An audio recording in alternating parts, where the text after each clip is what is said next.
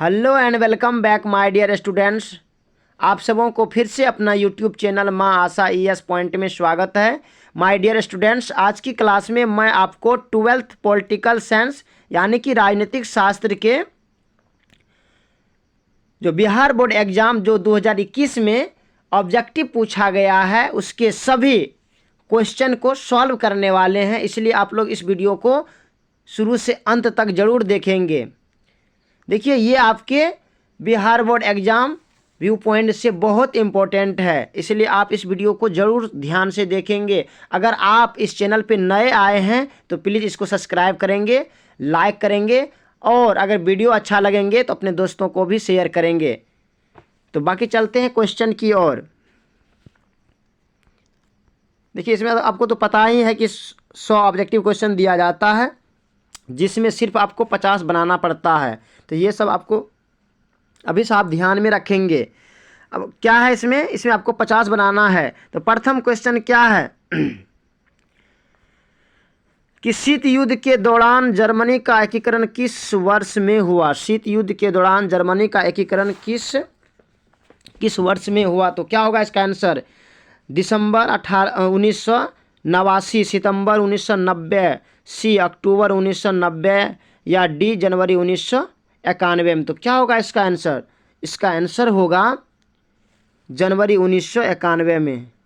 देखिए, इसमें हम आपको ऑप्शन नहीं देंगे, आप अपने कॉपी कलम के साथ बैठेंगे। इसमें जैसे हम क्वेश्चन बोल रहे हैं इसका आंसर आप अपने थॉट से ABCD या करके लिखिएगा। उसके बाद जब हम उसका आंसर बोल देते हैं तो आप फिर अपने कॉपी से मिलाया भी कीजिए ताकि आपका कितना सही हो रहा है। इससे आपको अनुमान लग जाएगा कि आप जो अभी तक तैयारी किए हैं कितना प्रतिशत तक आप तैयारी किए हैं, आपका तैयारी कैसे जा रहा है।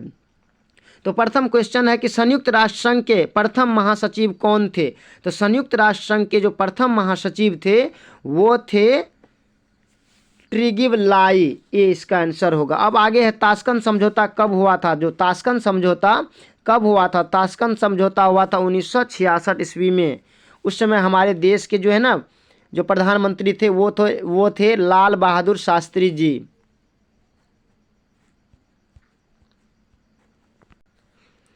कई बार पूछा गया क्वेश्चन है कि ताशकंद समझौता के समय हमारे देश के प्रधानमंत्री कौन थे। तो कौन होंगे? लाल बहादुर शास्त्री जी। अब आगे है कि सर्वोच्च न्यायालय ने किस महत्वपूर्ण निर्णयों में कहा कि कोई भी संवैधानिक संशोधन द्वारा हमारे मौलिक अधिकारों में कोई कटौती नहीं की जा सकती। तो क्या होगा इसका आंसर? इसका आंसर होगा कि गोलकनाथ केस 1967, 20 का आंसर होगा। अब आगे है कि संविधान के किस संशोधन द्वारा मौलिक कर्तव्यों को जोड़ा गया। संविधान के किस संशोधन द्वारा मौलिक कर्तव्यों को जोड़ा गया। तो इसका आंसर होगा कि 1976 का 42वां संविधान संशोधन के द्वारा मौलिक कर्तव्यों को जोड़ा गया। इसका आंसर सी होगा। अब आगे है देश की रक्षा करने का कर्तव्य किस कोटि में आता है। तो देश की रक्षा करने का कर्तव्य जो है यह मौलिक कर्तव्य में आता है। इसका आंसर सी होगा। अब आगे है कि चुनाव यानी कि अंक कोटा निकाल कर मतों की गणना किस प्रणाली के अंतर्गत की जाती है। तो किस प्रणाली के अंतर्गत की जाती है। तो इसका क्या होगा आंसर? ABC या डी। तो क्या होगा इसका आंसर? होगा डी, अनुपातिक प्रतिनिधित्व प्रणाली के द्वारा होता है। डी इसका आंसर है। अब आगे है कैबिनेट के मेहराब की आधारशिला किसे कहा गया। तो कैबिनेट के मेहराब की आधारशिला प्रधानमंत्री को कहा गया। 20 का आंसर होगा। अब आगे है राज्यों के शासन में किसे केंद्र का अभिकर्ता कहा जाता है। तो इसका आंसर होगा कि राज्यों के शासन में राज्यपाल को केंद्र का अभिकर्ता कहा जाता है। इसका आंसर होगा डी। अब आगे है कि राज्यसभा की सदस्यता के लिए कितनी न्यूनतम आयु निर्धारित है। राज्यसभा की सदस्यता के लिए कितनी न्यूनतम आयु निर्धारित है। तो क्या होगा? राज्यसभा के लिए 30 वर्ष से कम न हो, ये 20 का सही होगा। अब आगे है कि विकेंद्रीकरण किस शासन की विशेषता है। तो क्या होगा इसका आंसर? विकेंद्रीकरण किस शासन की विशेषता है। तो क्या होगा? तो इसका विकेंद्रीकरण जो है यह संघात्मक शासन की विशेषता है। 20 का आंसर होगा। अब आगे है भारतीय संविधान की किस सूची पर केंद्र और राज्य दोनों विधायिकाएं कानून बना सकती है। विधायिकाएं क्या कर सकती है, कानून बना सकती है। तो किस पर बना सकती है कानून, क्या होगा इसका आंसर। तो इसका आंसर होगा समवर्ती सूची, सी इसका आंसर होगा।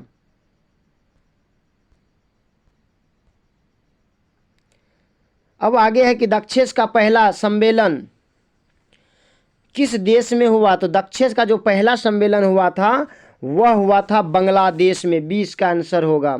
अब आगे है नगर निगम स्थापित होने के लिए कम से कम कितनी जनसंख्या आवश्यक है। तो नगर निगम स्थापित होने के लिए कम से कम जो है ना 5 लाख से अधिक जनसंख्या आवश्यक है। इसका मतलब सी इसका आंसर होगा।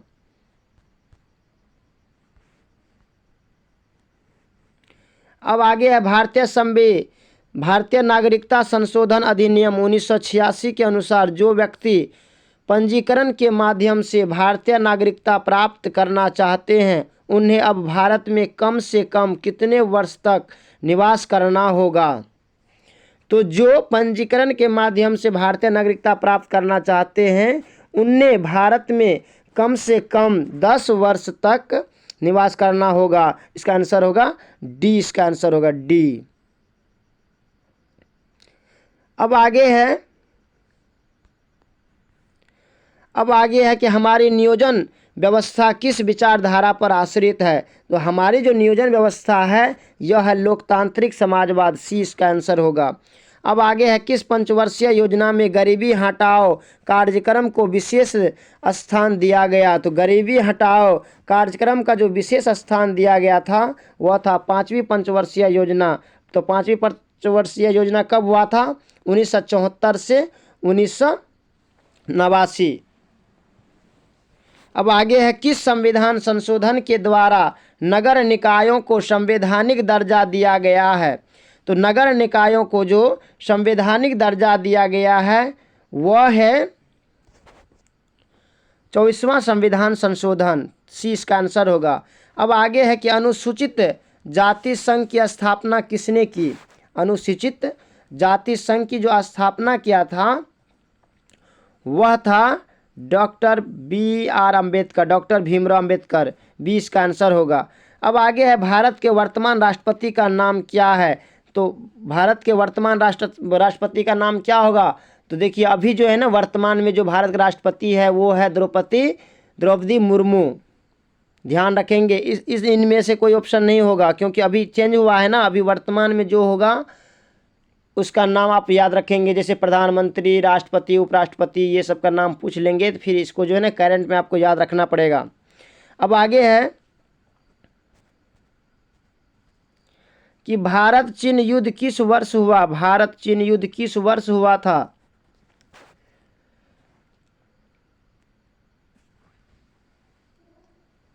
क्या होगा इसका आंसर। इसका आंसर आप लोग बताएंगे, जल्दी हमें बताएं। तो इसका आंसर होगा 1962 ईस्वी में।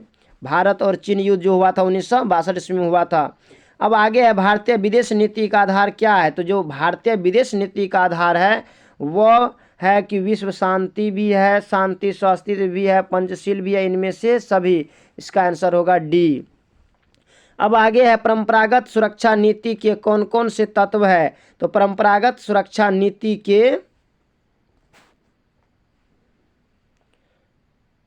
क्या कहते हैं, परंपरागत सुरक्षा नीति के कौन कौन से तत्व है। तो क्या होगा, तो इसका आंसर होगा शक्ति संतुलन, गठबंधन की राजनीतिक, सामूहिक सुरक्षा, इनमें से सभी। तो इसका आंसर होगा इनमें से सभी। अब आगे है कि किसने कहा स्वतंत्रता हमारा जन्मसिद्ध अधिकार है। तो ये कथन जो है ना ये तिलक जी का कथन है, बाल गंगाधर तिलक जी का कथन है। अब आगे है संविधान के किस अनुच्छेद द्वारा बंदी व्यक्तियों को संवैधानिक अधिकार दिए गए हैं। बंदी जो है ना, बंदी व्यक्तियों को संवैधानिक अधिकार दिए गए हैं। तो क्या होगा, इसका आंसर होगा अनुच्छेद 22 द्वारा। अब आगे है भारत में किस तरह की कार्यपालिका है। ये जो है ना भारत में जो है बाहुल कार्यपालिकाएं हैं, सी इसका आंसर होगा।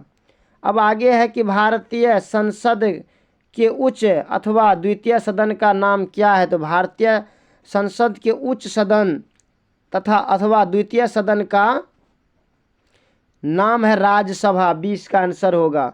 अब आगे है लोकसभा में बिहार के सांसदों की कितनी संख्या है? लोकसभा में बिहार के सांसदों की कितनी संख्या है? तो इसकी संख्या है 40।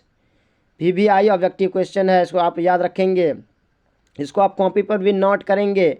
अब आगे है कि संविधान के किस अनुच्छेद के अनुसार राष्ट्रपति 2 आंग्ल भारतीयों को लोकसभा में मनोनीत कर सकता है? तो क्या होगा इसका आंसर? इसका आंसर होगा सी, अनुच्छेद 331।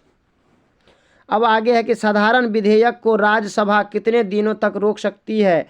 तो साधारण विधेयक को राज्यसभा 6 माह तक रोक सकती है, डी इसका आंसर होगा। अब आगे है किस विचारक ने युद्ध को क्रूर अनिवार्यता कहा? तो युद्ध को क्रूर अनिवार्यता ये जो था ना, ये मैकियावली ने ही कहा था, ये इसी का विचार है, इसका आंसर ए होगा। अब आगे है कि किसने कहा कि शांति कायरों का सपना है? किसने कहा कि शांति कायरों का सपना है? तो क्या होगा? हिटलर या मुसोलिनी, लेनिन या माओ ने? तो यह कथन किसने कहा था? क्या होगा आप हमें बताएंगे, इसका आंसर क्या होगा? माओ होगा या हिटलर होगा? ये दोनों में से आप हमको बताएंगे इसका आंसर क्या होगा। अब आगे है कि अंतर्राष्ट्रीय शांति तथा सुरक्षा बनाए रखने हेतु 1920 में किस संगठन की स्थापना हुई? तो क्या होगा इसका आंसर? इसका आंसर होगा राष्ट्र संघ। देखिए आपके जो है ना क्वेश्चन बैंक में बहुत सारा ऑब्जेक्टिव जो है ना गलत दिया रहता है, इसलिए आप इसको ध्यान से एक बार सर्च करके देख लेंगे उसका क्या सही है, आप अपने बुक से एक बार मिला लेंगे। अगर इसमें भी कभी अगर गलत टिकट चला जाए तो फिर आप जो है ना आप हमें कमेंट में बताएंगे और अपने बुक से खोज करके उसको आप सही टिकट करेंगे। अब आगे है कि अंतर्राष्ट्रीय अणु ऊर्जा अभिकरण की स्थापना कब हुई? तो अंतर्राष्ट्रीय अणु ऊर्जा अभिकरण की जो स्थापना हुई थी वह हुई थी 1957 में, 20 का आंसर होगा। भारत में प्रथम आम चुनाव कब हुआ था? भारत में प्रथम आम चुनाव जो हुआ था ये 1952 में हुआ था, 1952 में हुआ था प्रथम आम चुनाव। अब आगे है भारत में नई आर्थिक नीति की शुरुआत कब हुई? तो भारत में नई आर्थिक नीति की शुरुआत 1991 ईस्वी में हुई थी। और इस समय हमारे देश के प्रधानमंत्री कौन थे आप हमें बताएंगे। अब आगे है संयुक्त राष्ट्र संघ की स्थापना कब हुई? संयुक्त राष्ट्र संघ की स्थापना कब हुई? तो संयुक्त राष्ट्र संघ की जो स्थापना हुई थी वह हुई थी 1945 ईस्वी में। अब आगे है कि अंतर्राष्ट्रीय न्यायालय का मुख्यालय कहाँ अवस्थित है? तो अंतर्राष्ट्रीय न्यायालय का मुख्यालय हेग में है, डी इसका आंसर होगा। अब आगे है कि गुट निरपेक्ष देशों का प्रथम शिखर सम्मेलन कहाँ आयोजित किया गया? गुट निरपेक्ष देशों का प्रथम शिखर सम्मेलन यह जो है ना यह बेलग्रेड में हुआ था, डी इसका आंसर होगा। अब आगे है कि किस वर्ष में पश्चिमी राष्ट्रों ने नाटो की स्थापना की? किस वर्ष में पश्चिमी राष्ट्रों ने नाटो की स्थापना की? तो क्या होगा? इसका आंसर होगा 1949। अब आगे है कि विधान परिषद के अध्यक्ष को क्या कहा जाता है? तो विधान परिषद के अध्यक्ष को सभापति कहा जाता है, ये इसका आंसर होगा। अब आगे है कि राज्य विधानमंडल में विधान परिषद को जाना जाता है, तो जाना जाता है क्या? उच्च सदन या निम्न सदन या बड़ा सदन या इनमें से कोई नहीं। तो क्या होगा? इसका आंसर होगा उच्च सदन के नाम से को जाना जाता है, ये इसका आंसर होगा। अब आगे है कि बिहार विधान परिषद में सदस्यों की कितनी संख्या होती है? तो बिहार विधान परिषद में सदस्यों की जो संख्या होती है वह होती है 75, इसका जो है ना डी आंसर होगा। अब आगे है कि विधानसभा की बैठक में गणपूर्ति के लिए कम से कम कितनी सदस्यों की उपस्थिति आवश्यक है? तो विधानसभा की बैठक में गणपूर्ति के लिए कम से कम जो है ना एक 1/10 सदस्यों यानी कि 10 सदस्यों का होना बहुत जरूरी है। इसका ए होगा आंसर। अब आगे क्या है, एक साल में विधानसभा के कितने अधिवेशन आवश्यक है? तो विधानसभा के एक साल में कम से कम कितना होना चाहिए? 2 अधिवेशन होना बहुत जरूरी है, ए इसका आंसर होगा। अब आगे है कि मौलिक अधिकार का अभिरक्षक कौन है? मौलिक अधिकार का अभिरक्षक जो है यह सर्वोच्च न्यायालय। अब आगे है कि भारतीय न्यायपालिका किस प्रक्रिया के अंतर्गत कार्य करती है? किस प्रक्रिया के अंतर्गत कार्य करती है? तो क्या होगा, कानून द्वारा स्थापित प्रक्रिया या न्यायपालिका द्वारा निर्मित प्रक्रिया या कानून की उचित प्रक्रिया या इनमें से कोई नहीं? तो इसका आंसर होगा ए, मतलब कानून द्वारा स्थापित प्रक्रिया। अब आगे है कि उच्च न्यायालय के न्यायाधीश की सेवानिवृत्ति की आयु क्या है? तो उच्च न्यायालय के न्यायाधीशों की सेवानिवृत्ति की आयु है 62 वर्ष, सी इसका आंसर होगा। अब आगे है कि भारतीय न्यायपालिका का शीर्ष न्यायालय कौन है? भारतीय न्यायपालिका का शीर्ष न्यायालय जो है वो कौन है? तो क्या होगा इसका आंसर? तो इसका आंसर होगा सर्वोच्च न्यायालय, बी इसका आंसर होगा। अब आगे है कि भारतीय संविधान के किस अनुच्छेद में भारत को राज्यों का संघ कहा मतलब घोषित किया गया है? बहुत VVI ऑब्जेक्टिव क्वेश्चन है ये, कि भारतीय संविधान के किस अनुच्छेद में भारत को राज्यों का संघ घोषित किया गया?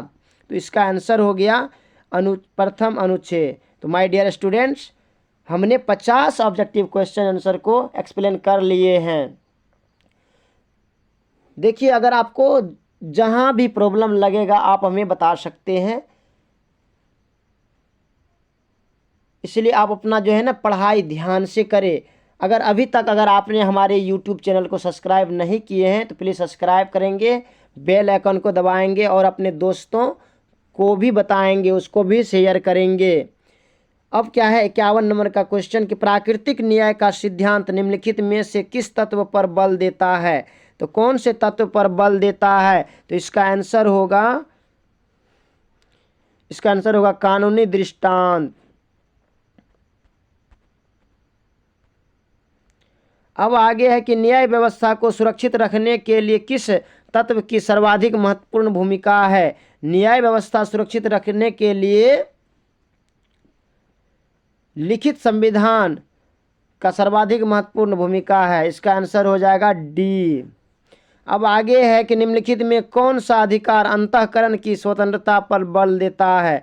तो अंतःकरण की स्वतंत्रता पर बल देने वाला जो क्या है बल है, तो वो क्या है? तो वो है नैतिक अधिकार। अब आगे है किसने कहा कि कानून के बल के बिना अधिकार एक शब्द की तरह है जिससे मनुष्य की कोई सुरक्षा नहीं हो सकती? यह कथन है थॉमस हॉब्स का, 20 का आंसर होगा। अब आगे है कि 1948 में संयुक्त राष्ट्र संघ ने कौन सी घोषणा अपनाई? तो 1948 ईस्वी में संयुक्त राष्ट्र संघ ने मानव अधिकारों की सार्वभौम घोषणा अपनाई थी, तो इसका आंसर हो जाएगा ए। अब आगे है कि अधिकारों की सामाजिक उपयोगिता का सिद्धांत किसने प्रतिपादित किया? तो अधिकारों की सामाजिक उपयोगिता का जो सिद्धांत दिया था वह था जॉन लॉक, 20 का आंसर होगा।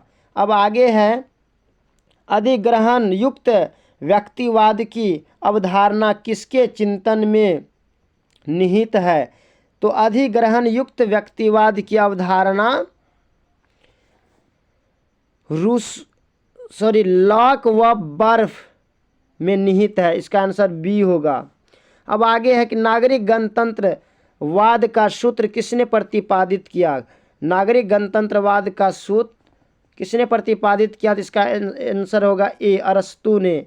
अब आगे है कि नागरिक निष्क्रियवाद पदबंध प्रतिपादित किया, किसने प्रतिपादित किया? नागरिक निष्क्रियवाद पदबंध, तो इसका आंसर होगा ब्रियाम एस्टर्नल ने, सी इसका आंसर होगा। अब आगे है कि किसने कहा कि धर्म लोगों के लिए अफीम है? तो किसने कहा था कि धर्म जो है ना लोगों के लिए अफीम है? तो इसका आंसर होगा सी, मार्क्स। अब आगे है कि किसने कहा कि राजनीतिक मूल्यों का प्राधिकृत विनिधान है जो किसी समाज में बाध्यकारी होते हैं, जो किसी समाज में बाध्यकारी होते हैं। तो यह क्या होगा? इसका आंसर होगा बी, डेविड स्टर्न। अब आगे है कि प्राचीन युग में राज का क्या रूप था? तो प्राचीन युग में जो राज का रूप था वह था नगर राज, ये इसका आंसर होगा। अब आगे है किसे सत्ता का सिद्धांत शास्त्री माना जाता है? कहते हैं किसे सत्ता का सिद्धांत शास्त्री माना जाता है?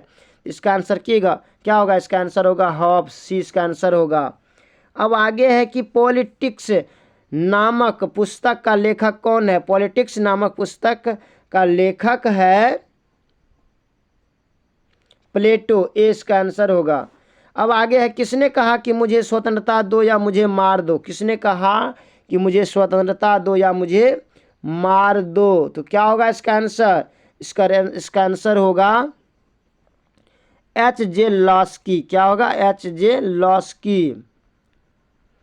अब आगे है कि निम्नलिखित में कौन मार्क्सवादी विचारधारा से संबंधित नहीं है? कौन जो है इनमें से मार्क्सवादी विचारधारा से संबंधित नहीं है? तो कौन थे वे लोग? वे थे पूंजीवादी समाज, ये इसका आंसर होगा। अब आगे है ए ग्रामर ऑफ पॉलिटिक्स नामक पुस्तक का लेखक कौन है? ए ग्रामर ऑफ पॉलिटिक्स नामक पुस्तक का लेखक है H.J. लॉस्की। क्या नाम था? H.J. लॉस्की। अब आगे है भौतिक समानता का अर्थ। भौतिक समानता का क्या अर्थ होता है? तो भौतिक समानता का अर्थ है वितरणात्मक समानता। क्या कहते हैं? वितरणात्मक समानता। अब आगे है किस सिद्धांत के अनुसार वर्ग विहीन समाज में ही न्याय उपलब्ध हो सकता है? तो क्या होगा इसका आंसर? तो इसका आंसर होगा उदारवादी, बी, सी इसका आंसर होगा।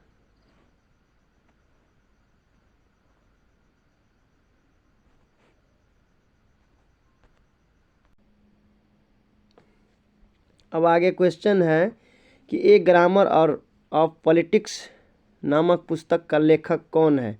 तो कौन होगा इसका आंसर? तो इसका आंसर होगा H.J. लॉस्की, डी इसका आंसर होगा। अब आगे है भौतिक समानता का अर्थ है। भौतिक समानता का क्या अर्थ है? तो क्या होगा? वितरणात्मक समानता, सी इसका आंसर होगा। अब आगे है किस सिद्धांत के अनुसार वर्गहीन समाज में ही न्याय उपलब्ध हो सकता है? तो क्या होगा? किस मतलब सिद्धांत के अनुसार? तो इसका आंसर होगा मार्क्सवादी सिद्धांत के अनुसार, बी इसका आंसर होगा। अब आगे है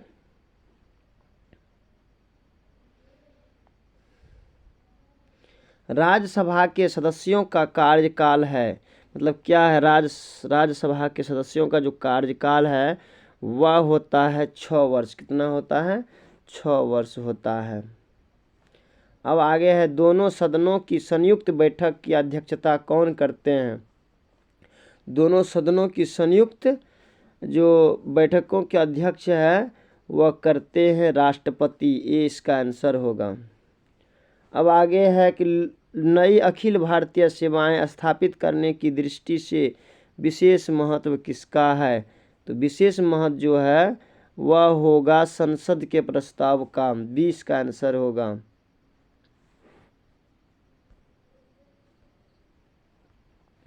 अब आगे है कि प्राक्कलन समिति के सदस्य कौन होते हैं?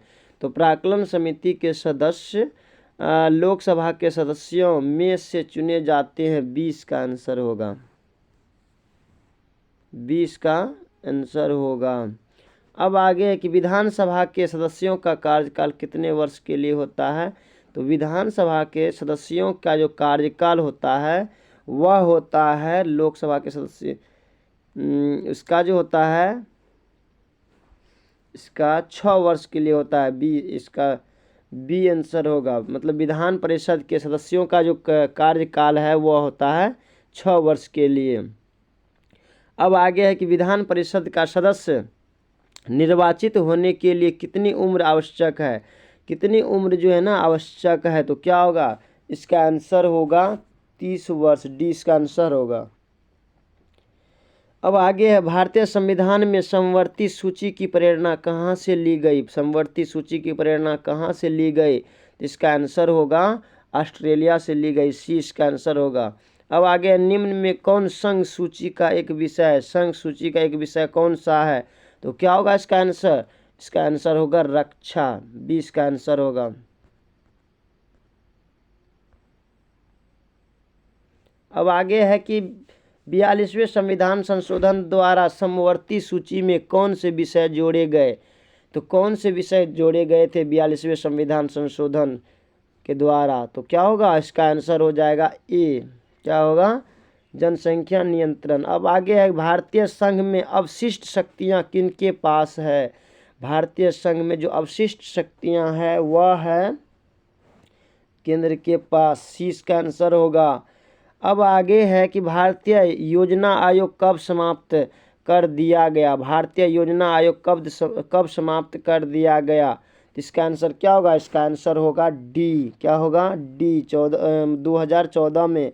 मैकमोहन रेखा कहाँ है, तो मैकमोहन रेखा है अरुणाचल प्रदेश। बी इसका आंसर होगा। अब आगे है देश में आंतरिक गड़बड़ी के कारण संकटकालीन स्थिति की घोषणा कब हुई, तो देश में आंतरिक गड़बड़ी के कारण संकटकालीन स्थिति में घोषणा जो हुआ था ये हुआ था 1975 ईस्वी में। इसका आंसर होगा सी। अब आगे है कि संयुक्त राष्ट्र संघ के कितने अंग है, संयुक्त राष्ट्र संघ के कितने अंग है, तो संयुक्त राष्ट्र संघ के 6 अंग है। कितने अंग है, इसका आंसर डी होगा। अब आगे है संयुक्त राष्ट्र संघ के तत्वावधान में निशस्त्रीकरण आयोग कब बना, निशस्त्रीकरण आयोग कब बना, तो इसका आंसर क्या होगा 1952 में। अब आगे है अखिल भारतीय किसान कांग्रेस की स्थापना किसने की, अखिल भारतीय किसान कांग्रेस की स्थापना चौधरी चरण सिंह ने किया था। डी इसका आंसर होगा। अब आगे है विश्व एड्स दिवस कब मनाया जाता है, तो विश्व एड्स दिवस जो है ना 1 दिसंबर को मनाया जाता है। इसका आंसर होगा ए। सर्वप्रथम किस राज्य में महिलाओं को पंचायतों में 50% आरक्षण दिया गया है, इसका आंसर क्या होगा, देखिए इसका आंसर आप लोग बताएंगे। ये क्वेश्चन आपके लिए बहुत सिंपल क्वेश्चन है और इसका आंसर आप लोग हमको बताएंगे, ये क्वेश्चन आपके लिए। अब आगे है कि ब्रेजनेव किस देश के राष्ट्रपति थे, ब्रेजनेव किस देश के राष्ट्रपति थे, तो ब्रेजनेव जो थे ना सोवियत संघ के राष्ट्रपति थे। इसका आंसर होगा सी। अब आगे है कि गुट निरपेक्ष सम्मेलन के अध्यक्ष कौन थे, तो गुट निरपेक्ष आंदोलन जो है ना उसके अध्यक्ष थे जवाहरलाल नेहरू।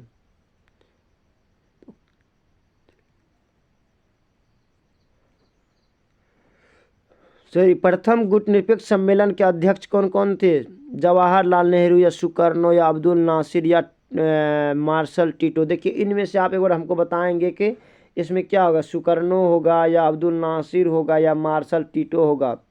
आप ये चारों ऑप्शन में से देख करके आप हमें भी बताएंगे। अब आगे है क्षेत्रीय दलों के शक्तिशाली होने से भारत के संघवाद का कौन सा प्रतिमान उभर रहा है, तो क्या होगा सौदेबाजी वाला संघवाद। 20 का आंसर होगा। अब आगे है कि संविधान का कौन सा अनुच्छेद संसद को राज्य सूची के किसी विषय का विधान बनाने की शक्ति देता है, किसी विषय को विधान बनाने का शक्ति देता है, तो क्या होगा इसका आंसर होगा अनुच्छेद 249। सी इसका आंसर होगा। सॉरी, ये आंसर इसका आंसर डी होगा 249। अब आगे है कि लोकतांत्रिक विकेंद्रीकरण का सुझाव निम्नलिखित में से किसने दिया, तो लोकतांत्रिक विकेंद्रीकरण का सुझाव दिया था बलवंत राय मेहता समिति ने। इसका आंसर होगा बी। अब आगे है, बलवंत राय मेहता समिति ने निम्नलिखित में से किस अंग को अधिक शक्तिशाली बनाने का सुझाव दिया? बलवंत राय मेहता समिति ने निम्नलिखित में से किस अंग को अधिक शक्तिशाली बनाने का सुझाव दिया? तो इसका आंसर हो जाएगा ग्राम पंचायत। क्या होगा? ग्राम पंचायत। अब आगे है, 73वें संविधान संशोधन द्वारा 11वीं अनुसूची में पंचायती राज संस्थाओं को कितने कार्य सौंपे गए हैं? तो कितने कार्य सौंपे गए हैं? इसका आंसर हो जाएगा 29। 29 कार्य सौंपे गए हैं। अब आगे है कि 73वां संविधान संशोधन द्वारा भारतीय संविधान में कौन सी अनुसूची जोड़ी गई है? कौन सी अनुसूची जोड़ी गई है? तो क्या होगा इसका आंसर? इसका आंसर हो जाएगा 11वीं अनुसूची। यदि राज्यसभा किसी संविधान संशोधन विधेयक और लोकसभा से असहमत हो तो क्या विकल्प है? तो उसके पास क्या विकल्प है? उसके पास है कि संयुक्त बैठक द्वारा निर्णय होगा। इसका आंसर होगा बी। क्या होगा? बी होगा। अब आगे है कि संयुक्त राज्य अमेरिका में कुल कितने राज्य है? तो संयुक्त राज्य अमेरिका में जो है ना, कुल कितने राज्य हैं? तो इसका आंसर हो जाएगा 51। कितना होगा? 51। अब आगे है कि जर्मनी का एकीकरण कब हुआ? जर्मनी का एकीकरण कब हुआ? तो जर्मनी का जो एकीकरण हुआ था वह हुआ था 1991 ईस्वी में हुआ था। 1991 ईस्वी में जर्मनी का एकीकरण हुआ था। अब आगे है कि भारतीय संविधान के किस अनुच्छेद के तहत भारतीय वृत्त आपातकाल लगाया जाता है? तो क्या होगा? भारतीय संविधान के किस अनुच्छेद के तहत वृत्त आपातकाल लगाया जाता है? तो इसका आंसर हो जाएगा अनुच्छेद 360। देखिए, अब हमने 100 ऑब्जेक्टिव क्वेश्चन आंसर करा दिए हैं। अब आगे खंड ब आ गया, लघु उत्तरीय प्रश्न। अगर आपको लघु उत्तरीय एवं दीर्घ उत्तरीय प्रश्न का क्वेश्चन आंसर भी अगर आप चाहते हैं कि एक्सप्लेन करें तो आप हमें बताएंगे। बाकी अगर आपको ये वीडियो पसंद आया होगा तो अपने दोस्तों को भी शेयर करेंगे। बाकी फिर रखते हैं। So thanks very much, all the best. फिर मिलेंगे आगे की वीडियो में। तब तक जय हिंद।